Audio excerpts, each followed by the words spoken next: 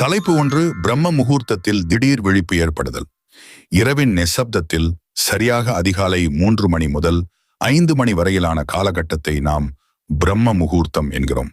இந்த நேரத்தில் எவ்வித அலாரமும் இன்றி நீங்கள் திடீரென்று விழிப்படைவது ஒரு தற்செயலான நிகழ்வு அல்ல.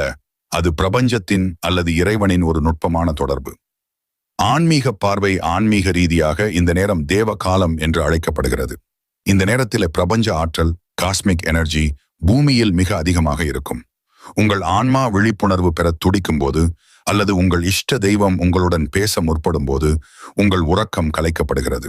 குறிப்பாக சிவபெருமான் அல்லது உங்கள் குலதெய்வத்தின் அருள் உங்களுக்கு கிடைக்கப் போகிறது என்பதன் அறிகுறியாக இது கருதப்படுகிறது.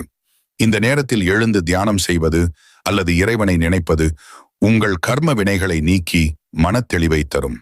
அறிவியல் மற்றும் உடல்நல பார்வை அறிவியல் ரீதியாக இந்த நேரத்தில் நமது உடலின் நுரை